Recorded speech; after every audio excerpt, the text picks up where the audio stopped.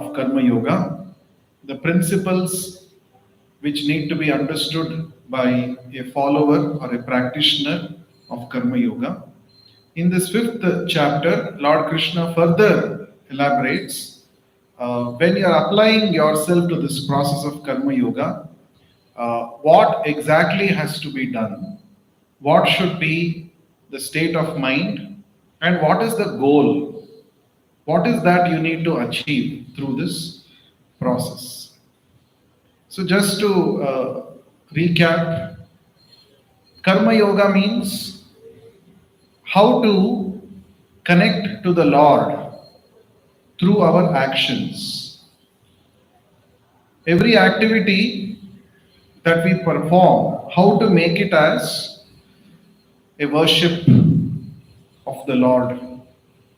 Actually, we are all meant for serving the Lord because we are part and parcel of God.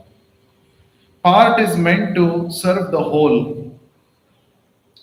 The Upanishads give one wonderful example. All the parts of our body, they are meant to cooperate with the stomach. So there is one story in the Upanishads which says that once all the body parts, they went on a strike. Sometimes employees, they also protest for salary hike or for various other issues. So once all the body parts, they all went on a strike, hartal, against the stomach. Their thinking was, you see, stomach is nicely enjoying and we are all working. What are we getting? We are getting nothing. Hands were telling, why should I take the food and drop it inside the mouth to go to the stomach? I will not do. Why should I, the teeth were saying, why should I nicely chew the food so that stomach will enjoy? What will I get? I will not get anything. Like this, every parts of the body, they were striking, they were protesting. And the protest went on for some time. And you know what happened afterwards? All of them became tired. They lost their energy because they had not fed the stomach. So they had to call off their protest because they realized that only if we supply food to the stomach, we will be of no use. We will die of starvation. So a very interesting story, that is analogy that is explained in the Upanishads. What is the lesson for us to derive? Krishna says in the Bhagavad Gita, Mamaivamsho jivaloke jivabhuta sanatanaha. Sanatanaha means eternally, forever. All the jivas are mama eva amsha. They are all my amshas, my parts and parcels, Krishna says. So that means if all the jivas, if we are all the jivas, if we have to be happy, we have to cooperate with the plan of the Lord. Only when we cooperate with the Lord's plan and try to please Him, then we will also become pleased and happy. We cannot enjoy independent of God. Just like the body parts cannot enjoy independent of the stomach. So, all our activities should be aimed at pleasing God.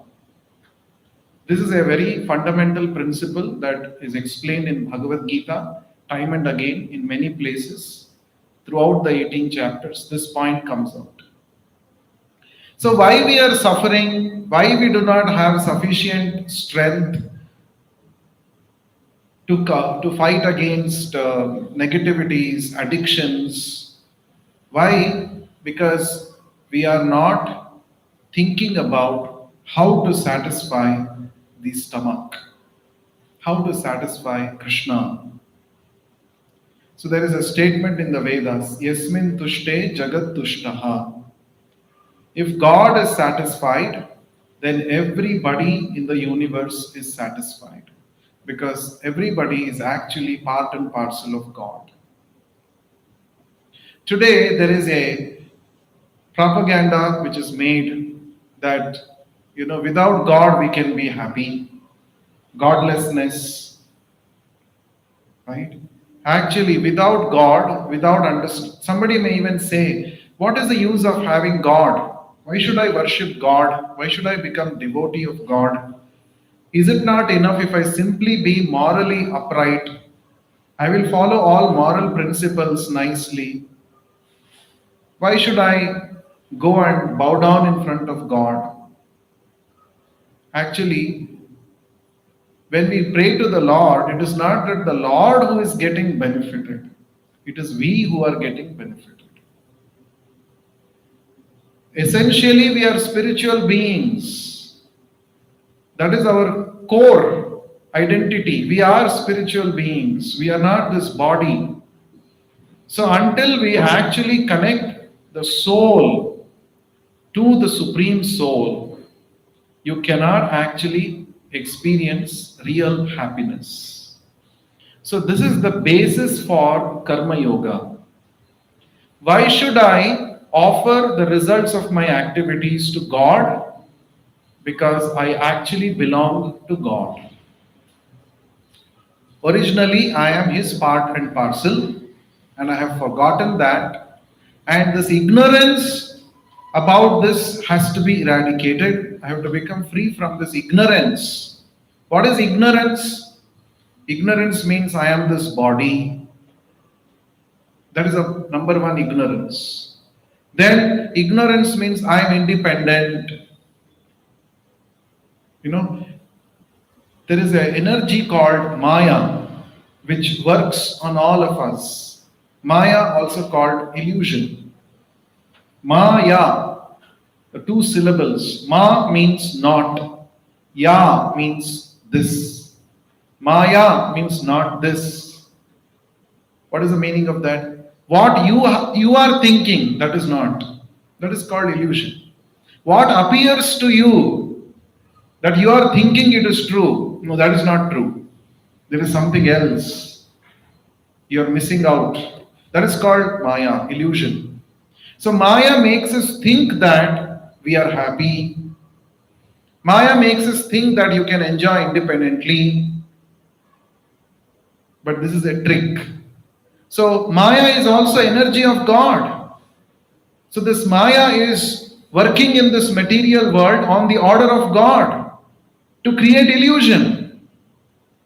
So why is God making this kind of an illusion? Because He wants to satisfy your desire. You want to forget Him.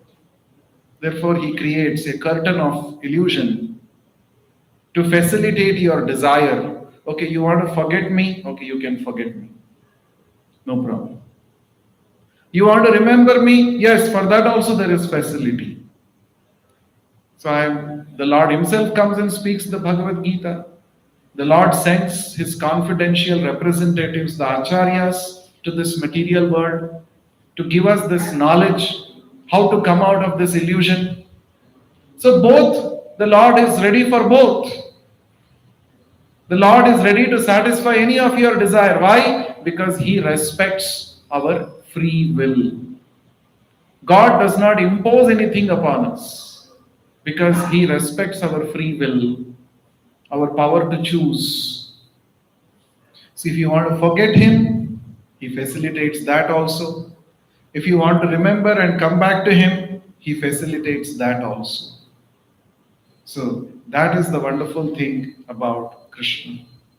So here in this chapter, today's topic is achieving peace and equanimity. How to attain peace? How to attain equanimity? Can anyone tell me what is equanimity? What is equanimity? When do you say a person is he's equanimous.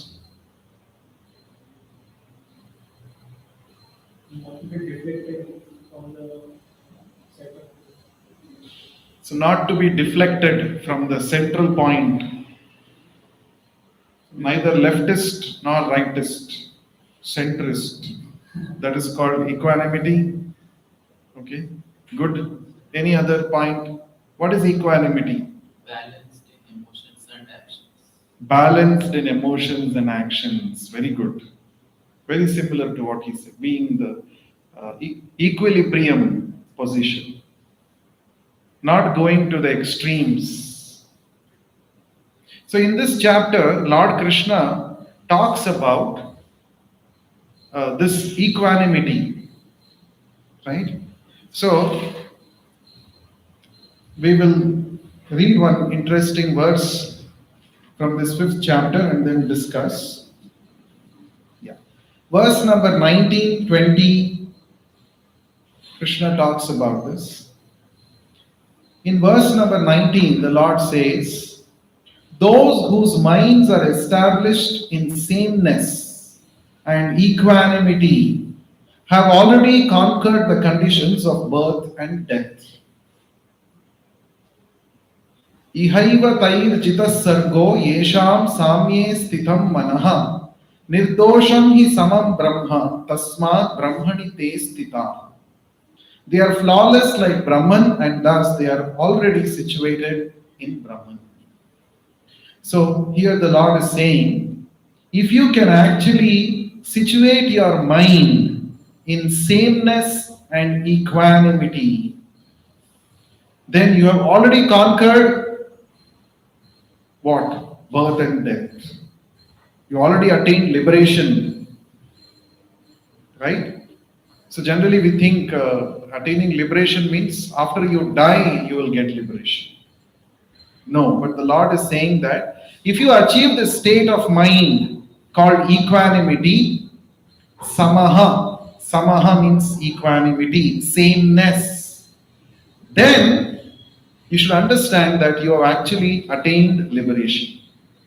But of course, this is not for a few minutes I have attained this state of mind, and afterwards I always become disturbed when situations come. Not like that. So, what does it mean to become equanimous? That the Lord says in the next shloka, text number 20. Very important, very special, very important, because the Lord is clearly defining what is that equanimous state of mind. Right?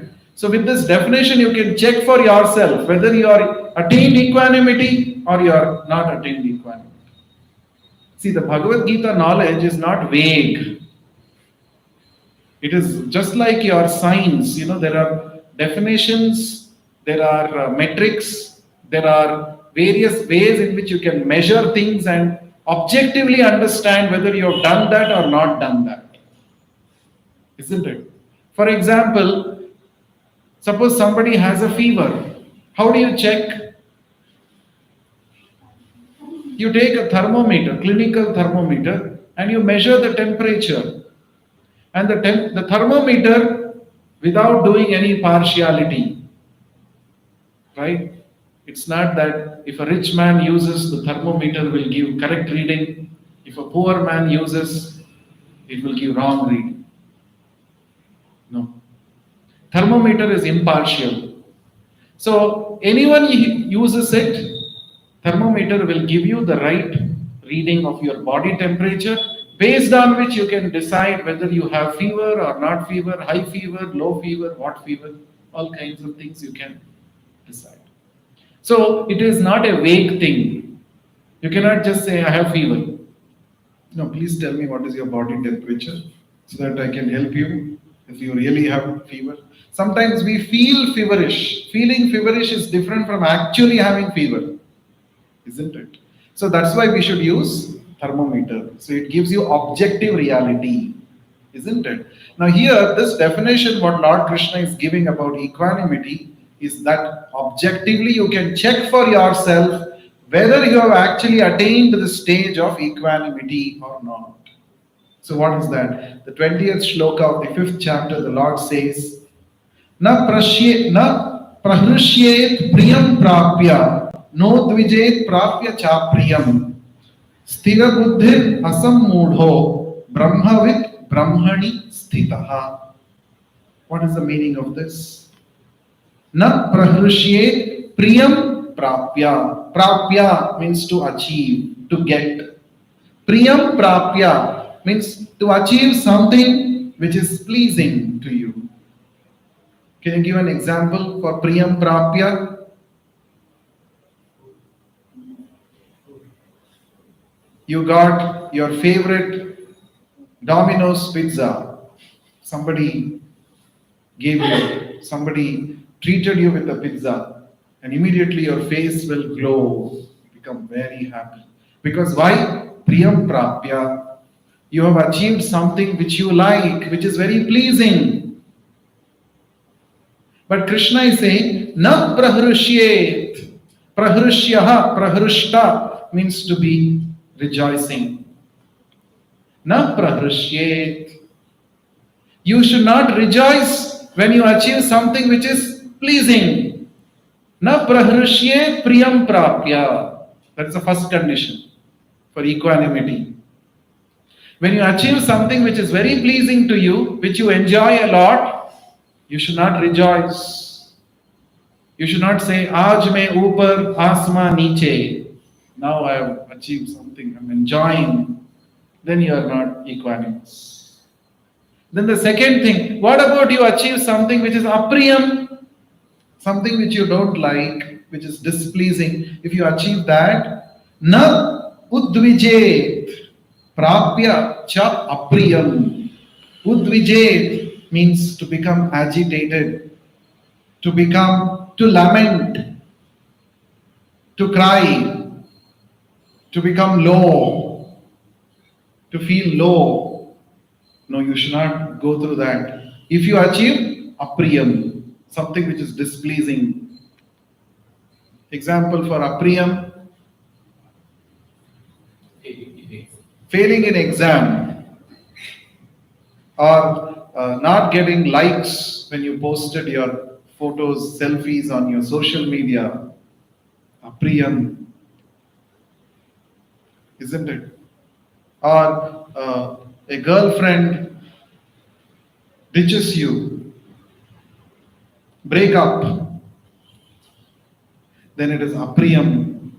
If I wasted time on YouTube, on Insta, Achha, then it is very priyam. After that, you realize when you realize, but when you are watching, it is priyam.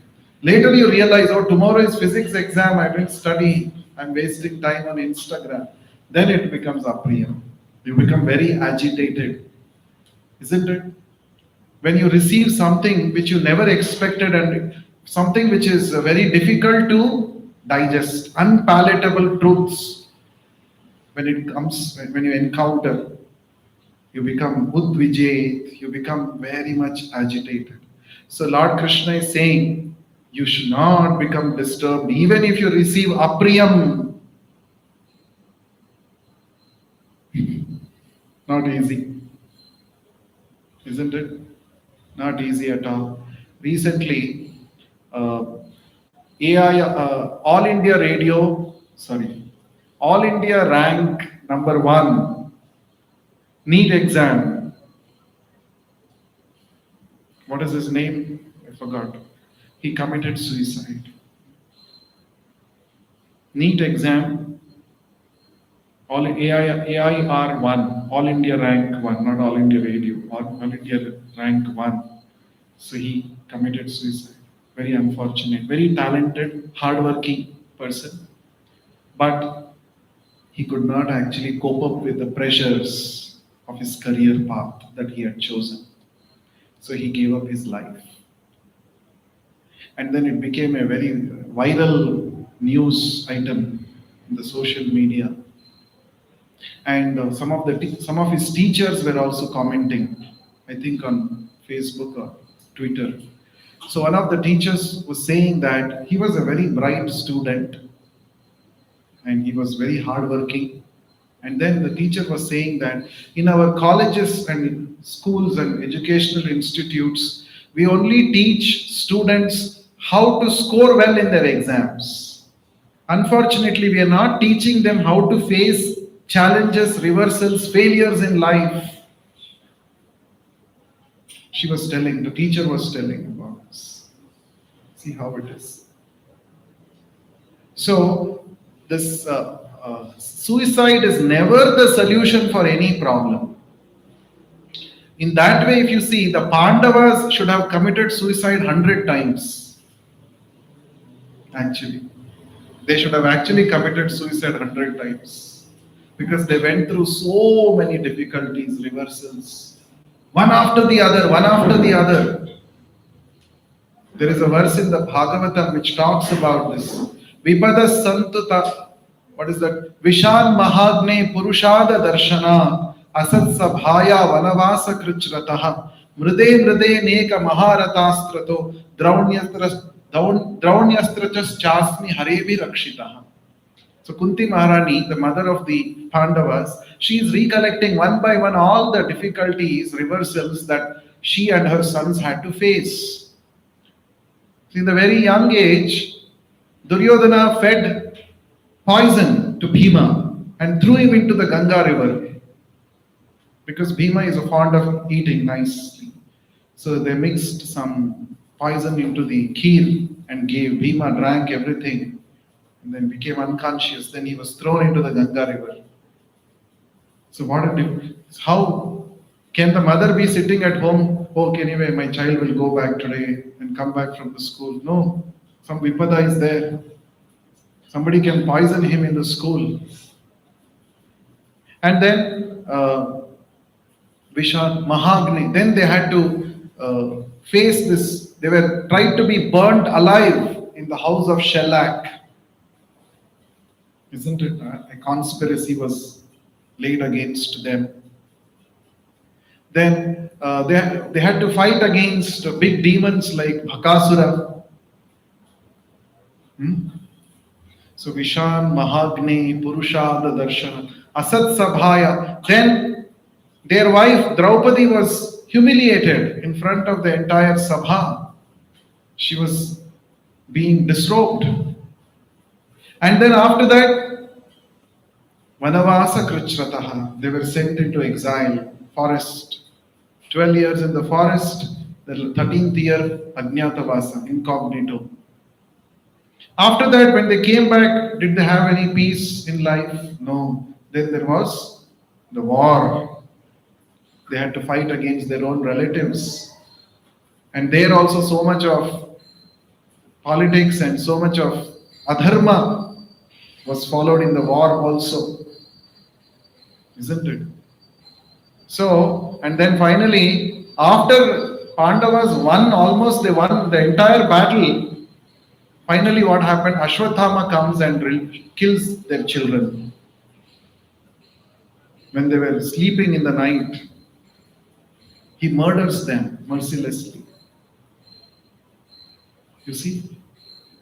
So, in our life, have we gone through any of this kind of problems in life? Maximum, you may fail in an examination. You can always write again. There is supplementary exam. You can write again.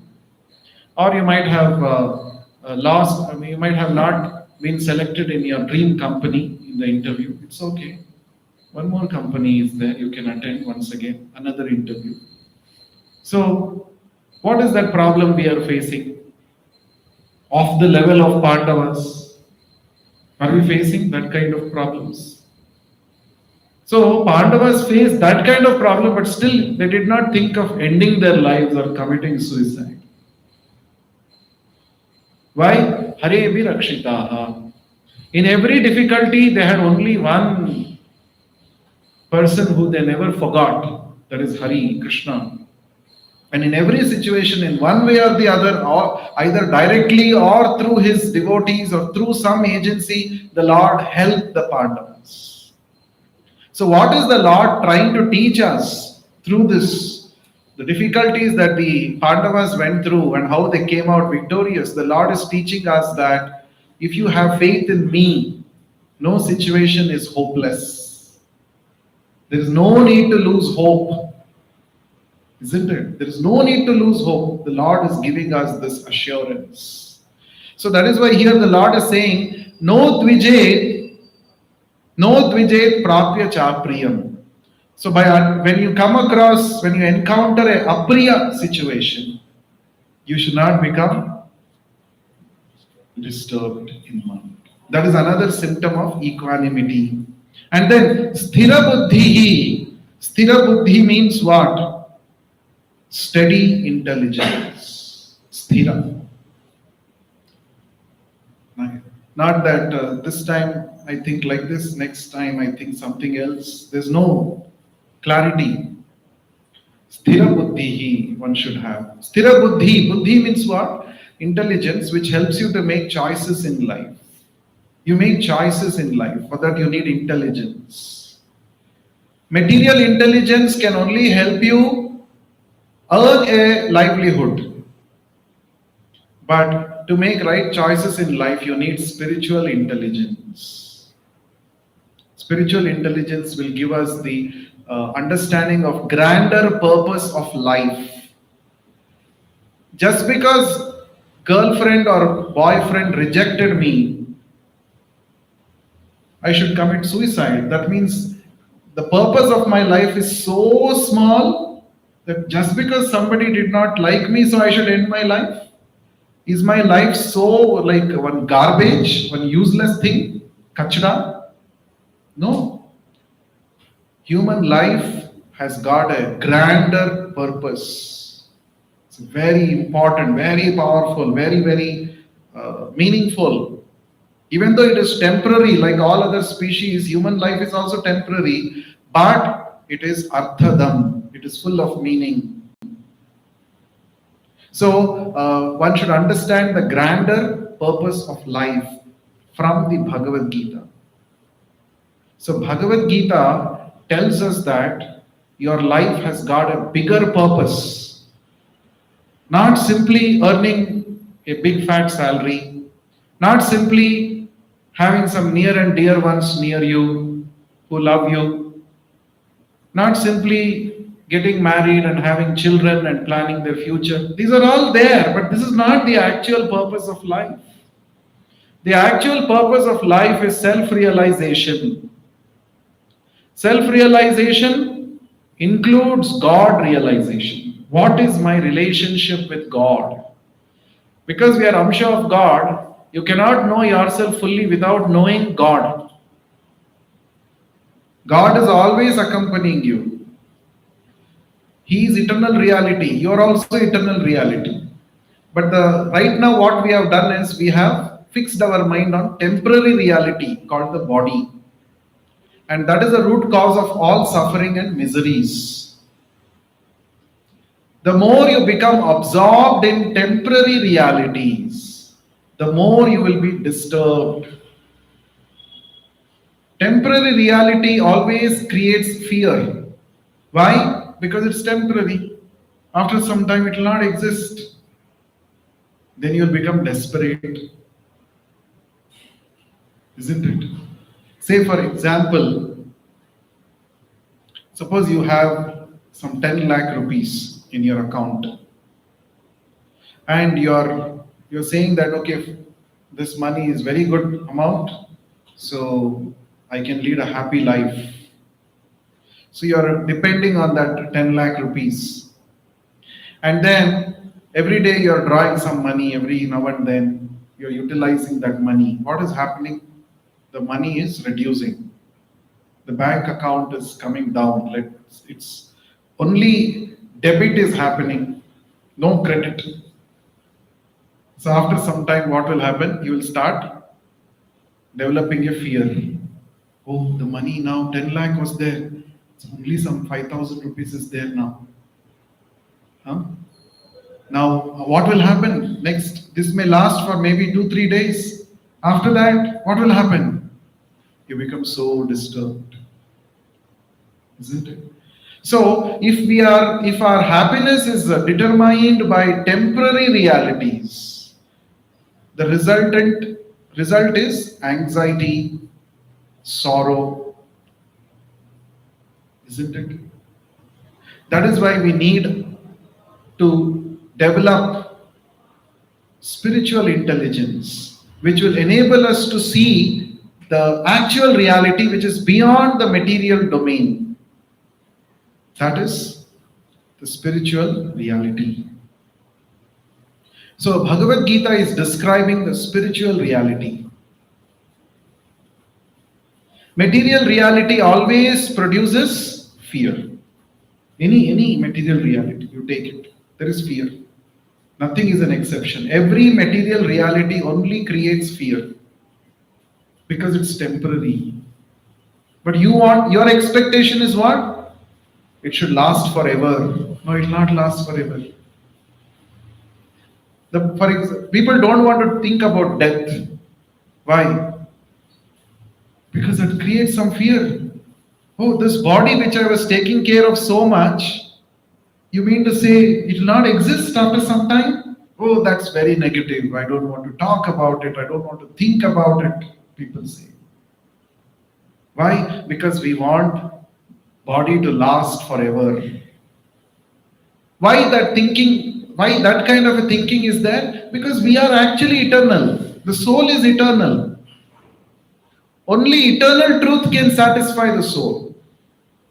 Only eternal reality can actually bring us real happiness. So, this eternal soul is encaged in a temporary body. That is an incompatible situation. It creates incompatibility. I am expecting forever it will be there, but the body is saying no. Already, body starts showing symptoms. Wrinkled face, hair is growing white, grey hair, right? These are all, letters sent by Yamaraj.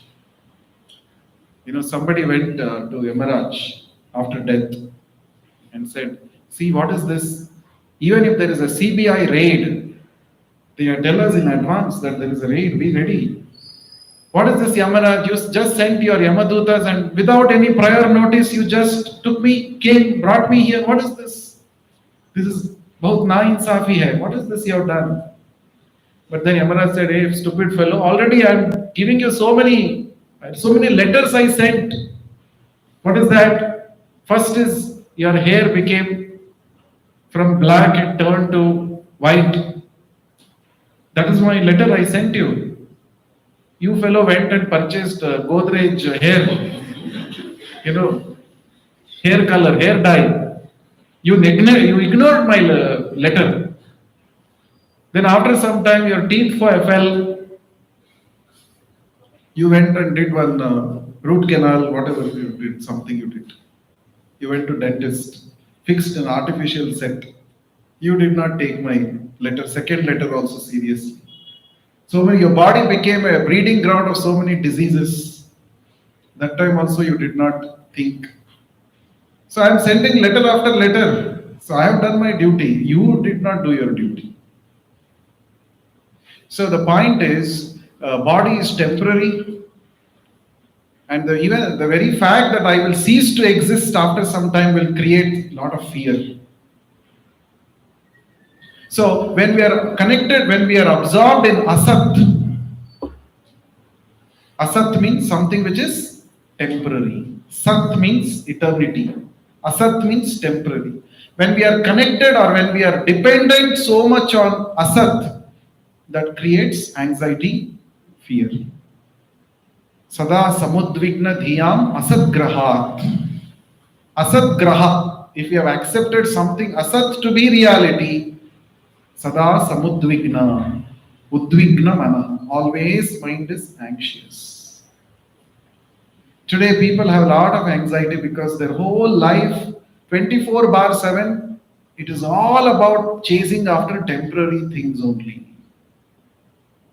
So where have you strengthened the soul?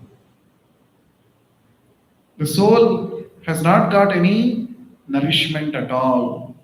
And that is why there is no satisfaction, there is no happiness, there is no harmony in life. That is what here Lord Krishna is saying. Sthira buddhihi asammudha. Asammudha. Asammudha means freedom from all bewilderment. We are all bewildered now. What do you mean by bewilderment? What is bewilderment? Can you give an example? Enclosed inside a cage. Bewildered. When are you bewildered? Give an example. When are you bewildered? Let's say now we are all sitting here. All of a sudden a lion enters this room. Will we welcome him with a red carpet? Please come, lion, bhaiya, please come. Sher Khan, sit down. Please listen to Bhagavad Gita. Should we say that? We will be totally on the toes. We'll be running away from this. Right? How to save yourself from this danger. Isn't it? So the material world poses every step danger. Every step there is danger. You want to do something, material nature imposes some limitation. One or the other limitation, one or the other problem, one or the other challenge will come. So we are always bewildered actually. We don't know what to do, how to get out of this problem. I don't want to get miseries in life, but why misery after misery is coming? We are bewildered. But very nicely, we keep saying this, oh, it is all part of life. People come up with their own philosophy. No, it is all part of life. It's like this only. No, Krishna is saying, no, you don't have to lead this kind of life. You don't have to lead this kind of life. There is an actual life which is full of knowledge, bliss and eternity, which you are entitled to. You are entitled for that. So Krishna is speaking in the Bhagavad Gita to attract us to that eternal life full of knowledge and bliss in the spiritual world. He's saying, what are you doing here? And not just one time, two times, many times we have gone through the same cycle. Still we have not learnt our lesson. Right? So therefore we are all mudha. In the Bhagavad Gita, Krishna uses a very strong word, mudha. Mudha means rascal. Fool. Fool. We all have this April Fool, no? April Fool we say.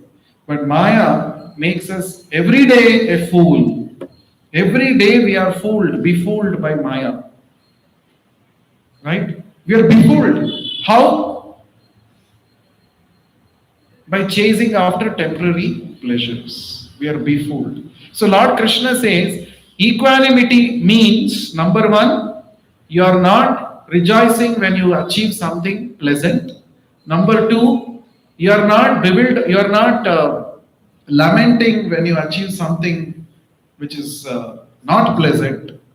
And third is you have a steady intelligence based on self-realization, based on spiritual knowledge. Fourth is asammudha, you are not bewildered by the changes happening in this world. And then Brahmavid, fifth one, very important, what you know the signs of God. If you know the signs of God, that is the basis for equanimity. You can achieve all these four only with this fifth one. You should know the signs of God. You must know spiritual reality. You must be acquainted with spiritual knowledge. Then you are said to be equanimous. That is called equanimity. Right? It's not simply sitting in one place and doing some pranayama. Yes, now equanimity we have achieved. Many people think like that. They make you do some pranayama for 10 minutes. How did you feel? You say, oh, very nice, stress-free now. Yes, you all have achieved self-realization. If just by breathing you can achieve self-realization, then animals also are doing that so nicely. Isn't it? So self-realization is not so cheap thing. One has to work for it. One has to work for it. One has to take it seriously and pursue. That is called sadhana.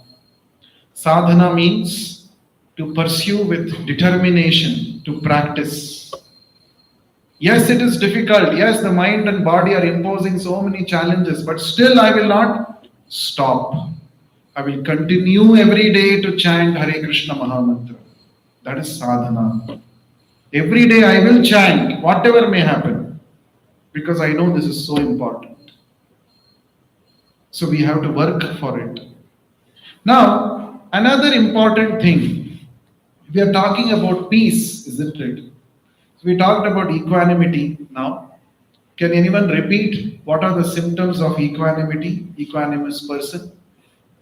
Chidambar, yes. When do you say a person has achieved equanimity? First point is he will not be much happy. Happy. Not He'll not rejoice. rejoice. He'll not throw a party. When he attains something which is something which is pleasant. Present. Okay. And second one is he will not be depressed when he not achieve something. Yeah, he'll not be depressed. He will not lament when he encounters an unpleasant thing. Okay. That one is study intelligence. Steady intelligence. And, every time any situation we want to be. He won't be bewildered. He's not bewildered. Okay. Then last one. Fourth one is do not afraid to anything. No, the fourth one is freedom. Asambudha. No bewildered. Not bewildered. Last one is Sense of God.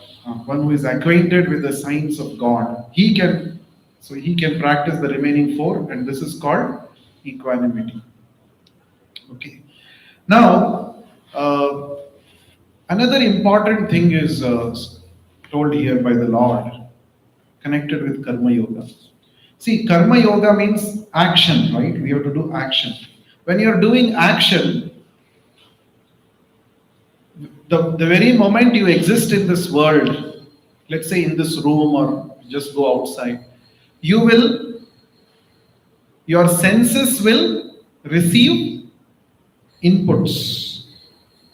Correct? They are called jnana indriyas. Jnana indriya. Indriya means senses. Knowledge acquiring senses. Can you tell me what are the knowledge acquiring senses? Eyes, ears, nose, skin and tongue. These are the five senses which always keep looking for sense objects. What are the sense objects for each of these senses? For the eyes, vision, beautiful things. Eyes always want to see something nice, beautiful. So for the eyes, Rupa is the object, sense object. For the ears, some melodious music, nice sound, isn't it? Then, for the nose, smell, fragrant smell. Then, for the tongue, tasty foodstuffs, taste. And then for the skin, touch. Right? Rupa, Rasa, Gandha, Shabda, then Sparsha. These are called Indriya Vishaya. Vishaya means objects. Always you see the senses are always looking for sense objects. Any given situation. And there are umpteen number of sense pleasure, sense objects in this material world. Anytime you see anything, immediately, oh, this is very pleasing. So, when the senses and the sense objects come in touch, there is an experience called pleasure. Sense pleasure. This is called sense pleasure. Indriya Sukha. So, everybody in this world, those who have deep-rooted understanding that I am the body, every moment we are looking for Indriya Sukha. Every moment. Why does somebody watch, Long duration Netflix, they take subscription, keep watching. Why? There is Indriya Sukha, very nicely. And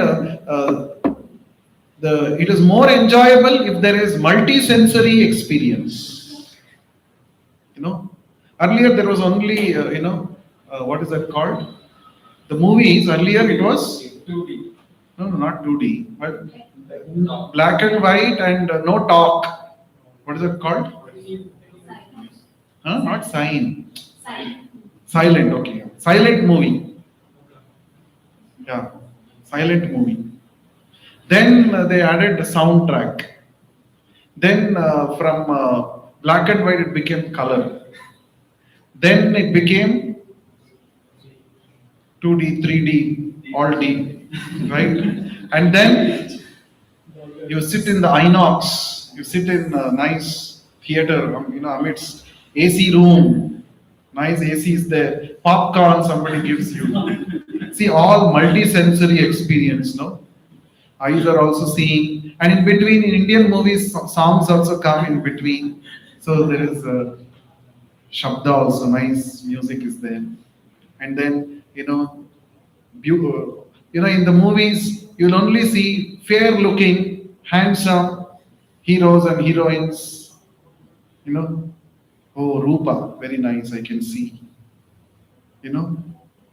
So like this, multi-sensory increasing your sensual pleasure. They think this is actually advancement. So, since everybody thinks that I am the body, when any new technology comes, they think how to use this technology to give more sense pleasure to people. And in that way, make them more trapped. Actually, this is Maya's scheme. So all these people who are trying to increase the temporary pleasures, sensual pleasures, they are all working on behalf of Maya. They are agents of Maya. Maya is very powerful. Maya can engage anybody. Best of the brains, Maya will engage. How to trap more people. Because if more people are available online, Maya says, my service is also online now.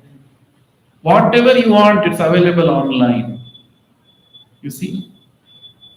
Best of the brains who have graduated from top universities sit, brainstorm, and they come up with, they design algorithms for your social media. Have you noticed this? If you search something on YouTube, after you watch that video, YouTube will suggest 20 more similar videos. And each video is more appealing than the other previous video. You'll feel like more I should watch. So that is Maya's plan. It traps you. So best brains are designing those algorithms to trap you. Isn't it? So Lord Krishna is saying here a very interesting verse, 22nd verse, he says, Yehi samsparshaja bhoga dukkha yonaya evate adyanta vanta kaunteya nateshu ramate budaha. What is the meaning of this? An intelligent person does not take part in the sources of misery which are due to contact with the material senses. O son of Kunti, such pleasures have a beginning and an end, and so the wise man does not delight in them. So what is the meaning of this? Let us try to understand. Samsparsha, what do you mean by that? Sparsha means touch. What is coming in touch? Senses are coming in touch with sense objects. And ja means to take birth. When senses are coming in touch with sense objects, when there is some sparsha, there is a ja, there is something takes birth there. What is that? Pleasure. Pleasure is taking. You feel some pleasure. Is there actual pleasure? Yeah, there is some pleasure, one drop of pleasure. But that is highly magnified. It is magnified by your mind. If the real pleasure is, let's say, 1 unit, the mind will show it is 1 million units of pleasure. That means it is disproportionate magnification. Yeah, some pleasure is there, but it is only 1 unit. 1 unit pleasure you will get by watching Netflix. But your mind says, no, you know why? This is the best movie, and so many people have watched it. They've used the latest technology. The heroine is so beautiful. See the kind of technology they have used. So much hype is created. Actually, the pleasure is just drop. But because of the hype, your mind is also so much hyped, and you really feel, yeah, 1 million units of pleasure I'm getting. So much advertisement is done. Why? To create hype. Actually, there is no stuff in material pleasure. Actual stuff is very, very less. But because of the hype, the mind also keeps hyping. This is called mental concoction. There is a word used by Prabhupada when he translates verses of Bhagavad Gita. He says mental concoction. It is all creations of the mind. Actual pleasure is only 1 unit, but the mind has made you believe that it is 1 million units. Now, after you enter the cinema theater, you are expecting 1 million pleasure, 1 million units of pleasure. Correct? Now, if you feel that, oh, what is that? There's no stuff in this, then you will feel so bad for yourself because already so much of hype has already happened. So you believe yourself that, yeah, it is real pleasure. This is very nice movie. Like this. The more the hype, the more the experience also. Because that is a hyped experience. Isn't it? So, but Krishna is saying that experience that you get of pleasure when the senses come in touch with sense objects, it is dukkha yonayaha. It is actually pregnant with dukkha. Yoni means womb. So when the mother is carrying the child in its womb, in her womb, she delivers the baby after some time, isn't it? So she delivers whatever she has born. If she has born a male child, she will deliver a male child. If she has born a female child, she will deliver a female child. Isn't it? Now here Krishna is saying this samsparshaja, when the senses come in touch with sense objects, you are feeling some pleasure, no? Don't mistake that to be pleasure. Actually, it is dukkha yoni. It is actually pregnant with misery only. It will deliver misery. It will deliver miseries. Right? Therefore, and also, Adyantavanta. It has a beginning, it has an end. That whatever movie you are seeing, no?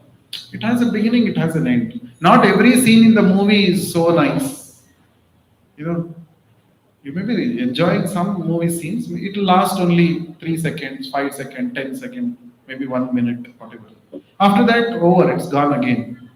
Then again next year, see when that heroine will come again. I want to see. Isn't it? So it is Adyantavanta. It has a beginning, it has an end. So Krishna is saying, Nateshu Ramate Buddha. Buddha means intelligent person. If you are an intelligent person, you should not delight in such temporary pleasures. You want peace of mind, right? For peace of mind, you must know where to find pleasure, where not to find pleasure. The place where we are searching for pleasure itself is wrong. You will only get dukkha in the guise of pleasure. So therefore Krishna is saying, if you want peace of mind, stop looking for good food in garbage bin. You want to eat good food, but you're looking where? You're looking for it in garbage bin. It's a wrong place. No, I'm seeing maybe somebody who has thrown it there. I want to go and eat it. No. What? Why will he throw? Even if he throws also, why will you pick up from a garbage and eat? Isn't it? So, real pleasure is not to be found in material sense enjoyment.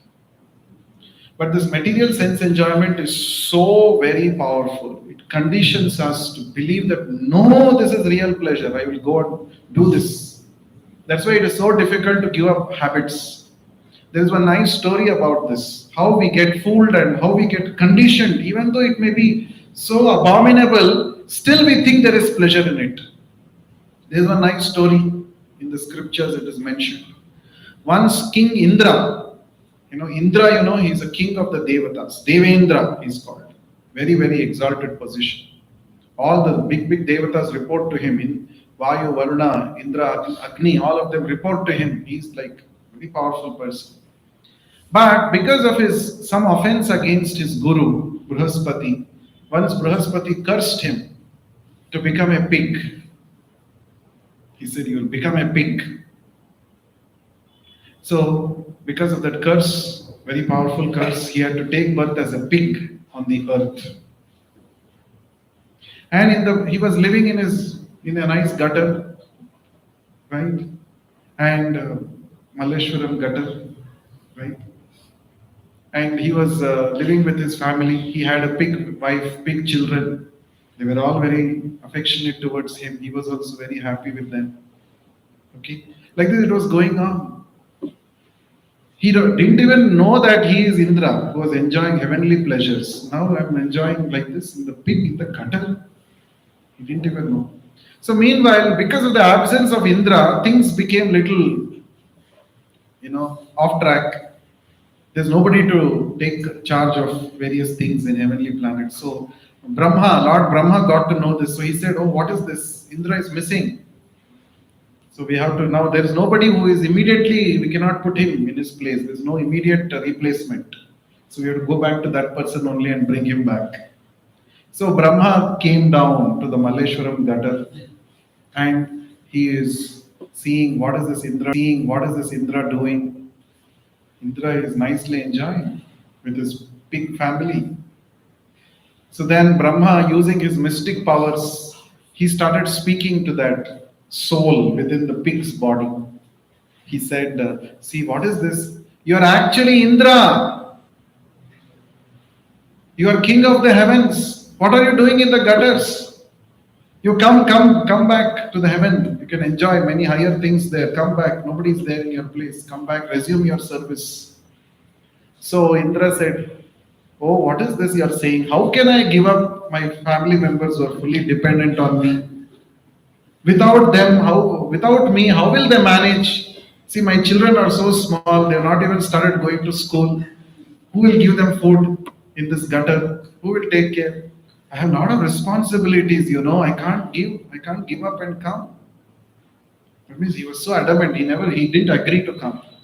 See, this is how illusion bewilders us. This is example for Maya, illusion. The best part of Maya is what, when somebody is in Maya, he will say that I am not in Maya. That is the best part. Right? When somebody is in Maya, he'll say no. Like a mad person, no? Mad person will say, you are mad. I am all right. The whole world is mad. See, that is... So Maya bewilders us like that. Makes us forget our real identity. So finally, Lord Brahma had to use his powers to forcibly make him give up that body and then took him forcibly, put him in the Indrasana. So Maya is very, very powerful. Right?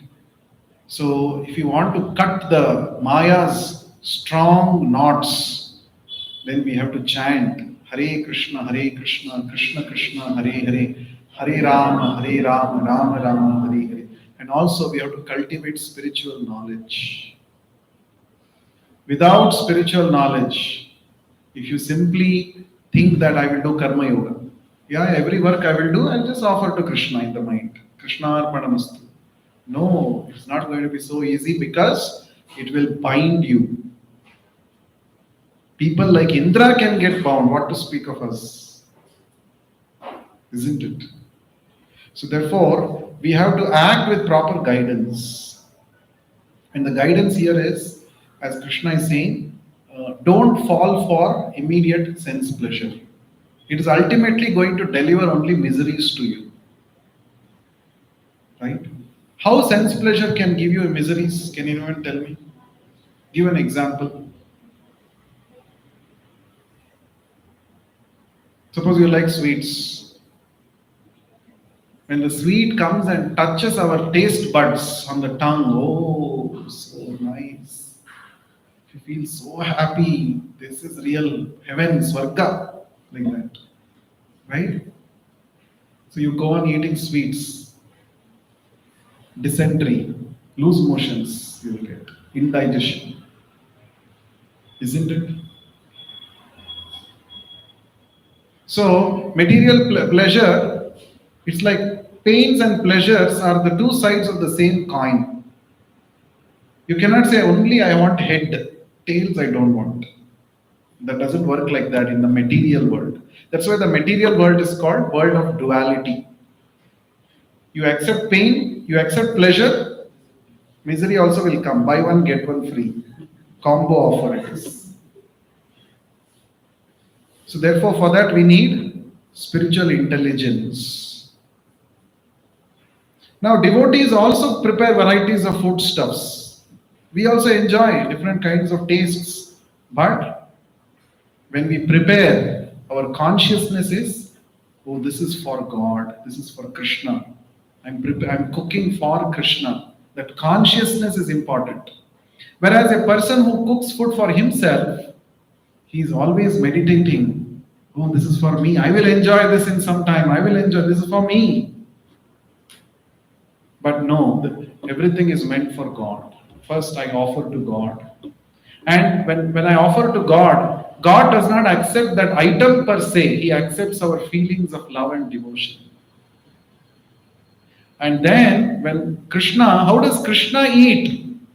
Krishna has he's not hungry. If I give you 2 gulab jamuns, after you eat, how many will be remaining on the plate? 0.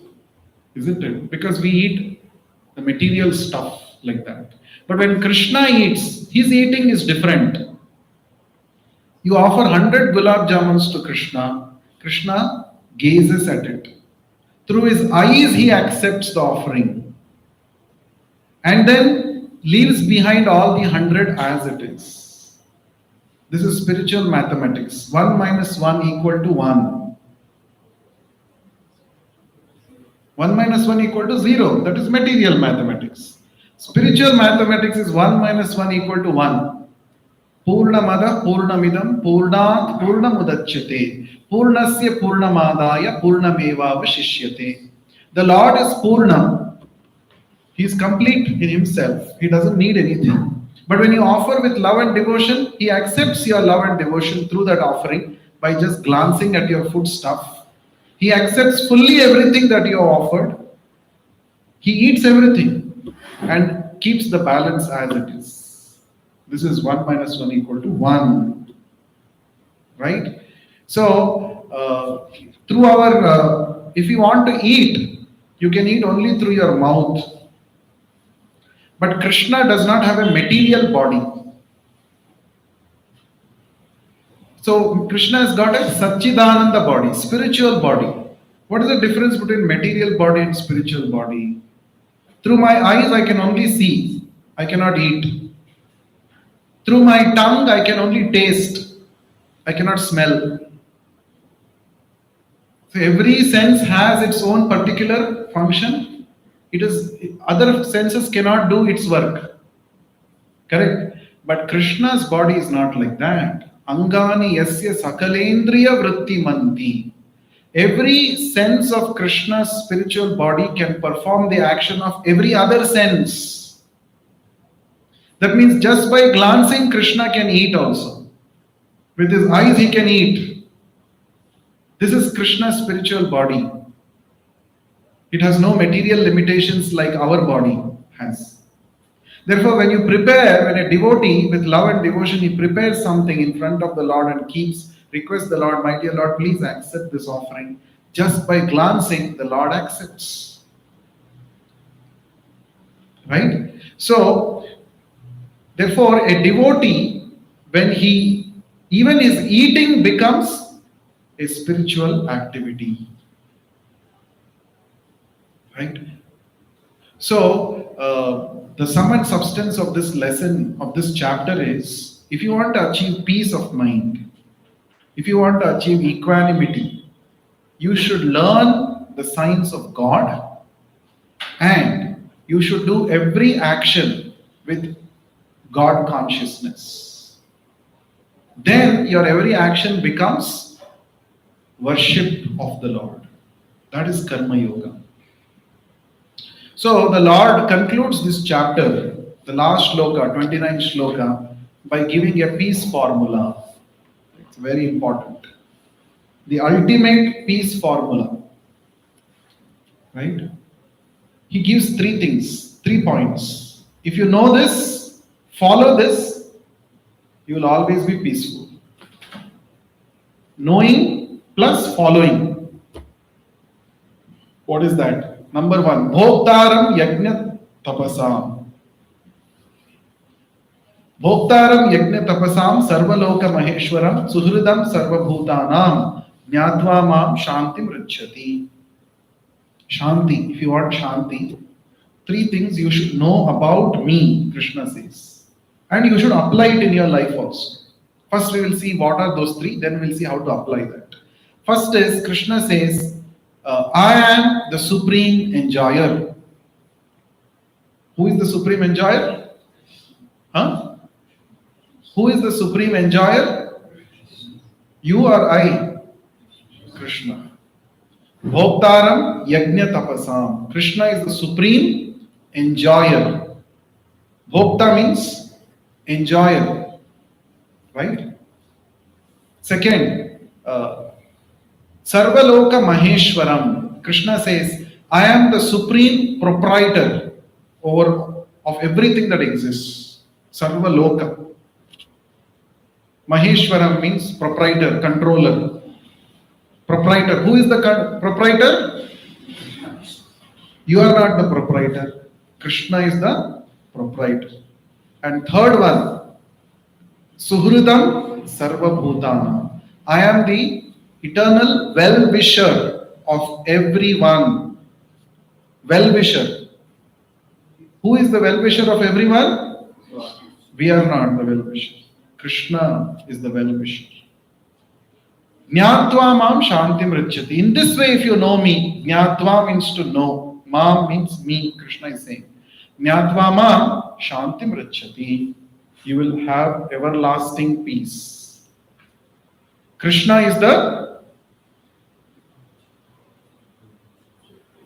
supreme enjoyer. Krishna is the proprietor, supreme proprietor of everything. Krishna is the supreme well-wisher of everyone. If you understand these 3 things and follow in your life, then you will be full of peace always. So let us see how to follow this. For example, the first one. Krishna is the enjoyer. Generally what we think? We are the enjoyer. I am the enjoyer of everything that I see. Anything I see which is nice, which is appealing to my senses, immediately I will go and get that and keep it for my enjoyment. That's what everyone does now? Best thing should be with me. And if somebody else is having, we become envious. How to get that from him? Isn't it? Because of this, there is no peace of mind. Correct, no? When you see something, oh, how to get that, how to get that, how to get it. Oh, that will definitely give me pleasure. I don't have that. How to get that? How to get? We become so eager to get that, and we do so many things to get that. Correct? But actually a devotee understands, no. Krishna is the enjoyer. Actually, it belongs to Krishna. Right? So Srila Prabhupada, the founder Acharya of ISKCON, when he started the Krishna consciousness movement in the West, after a good number of Westerners became devotees, and there were some number of temples initially started in New York, San Francisco, all these places, London, and all that. Then every day in the morning, Prabhupada would go with his disciples for a morning walk. They would take their bead bag, chant, and in between they would ask questions and Prabhupada would reply. And all of these were recorded also for future reference. Prabhupada would make sure that everything he spoke was recorded, made into multiple copies, and it was sent all over the world to every temple, every ISKCON temple. That's why we have the recordings, some videos and mostly audios, all of that. So, Prabhupada would go along with his disciples, and then he would stop at some building, very big building. So Prabhupada would point out at his cane, he would point the building and say, "What is this?" He said, Prabhupada, the disciples would say, the Westerners would say, "Prabhupada, this is a church." And then, "Why it is closed?" He would ask. Actually, many churches were closed, big buildings. Nobody would visit the churches. They would all be lying empty. And then Prabhupada said, why nobody is there? Why nobody has come to the church? So they would all say, "Prabhupada, nobody is coming. It is of nobody is using it now. It is just lying there. It's locked." Then immediately Prabhupada would say, "We should make this as a Kṛṣṇa temple. People will come." And then his disciples would go, strike a deal, purchase the buildings, and convert that into a temple. And after that, it would be bubbling with activities. Lot of people would be coming every day. So just one day before it was a church, nobody was going. And now it is a Hare Krishna temple. Hundreds of devotees, hundreds of people are coming, lot of activities. Like this, many churches were converted into temples. In India, we always keep hearing this story, the Mughals came and they attacked our temples. And they took this wealth to their country, they built mosques or whatever they built. But what Prabhupada did is ulta. So Prabhupada went to their country, made their people into Krishna devotees, converted their places of worship into Krishna's temples. So a pure devotee, when he sees, oh, such a big building is there, why it is lying empty? We should use it for Krishna's service. Krishna is the bhokta, he is the enjoyer. Why it is simply lying? So this is the thinking of a devotee. Bhoktaram yajnatam. So this is how we purify your vision. When you think it is for my enjoyment, you become agitated, you plan, you scheme, you put others down, and till you get that, there is no peace of mind. And after getting also, there is no guarantee that you will have peace of mind. But when you understand it is Krishna's, Krishna should enjoy, then that is the first formula for peace of mind. So whenever you see anything, suppose you come across some nice fruits, fresh fruits in the market, immediately you should think, so nice fruits, can I offer it to Krishna? So nice fragrant flowers, can I offer to the Lord? We should cultivate this. This is Karma Yoga. Instead of simply thinking, oh, it is for me, I will enjoy. No, it is for Krishna. And why Krishna is the enjoyer? Because second one, he is Sarvaloka Maheshwaram. He is actually the proprietor. Since it belongs to Krishna, Krishna is the rightful enjoyer. Nothing belongs to you. Correct? In fact, everything that you possess, it is given to you by Krishna. We should recognize this. Everything that I have actually belongs to Krishna. I am only the possessor now, but the proprietor is Krishna. In fact, our bodies that we have, our body is also given by Krishna. Who is the proprietor of this body? Krishna is the proprietor. You are not the proprietor. Since body belongs to Krishna, body also should be used as for Krishna's enjoyment, for Krishna's pleasure, in his service. That's why a devotee, whenever he does anything, he does for Krishna. He talks for Krishna, he walks for Krishna, he sleeps for Krishna, he cooks for Krishna. In this way, every activity, there is Krishna. So, every activity you should somehow bring Krishna into the picture. then the activity becomes spiritual. No more karma reactions. If Krishna is not in the picture, you're doing it for yourself, then you have to pay for it. That's called karma reaction. But if there is Krishna, you're anyway cooking. Cook for Krishna, offer to Krishna, and eat prasadam. Karma-free diet. But if you cook, even if you are 100% Shuddha Shakahari, still you will get karma reaction if you're not offering to Krishna. So this is the way how to become free from the karma bondage, entanglement. Just these three formulas. And lastly, Krishna is the supreme well-wisher of everyone. He is seated in everyone's heart. And he's waiting since time immemorial, from life after life. He's waiting for us. When this fellow will look at me. He's so busy trying to enjoy independent of me in this world, but he's suffering so much.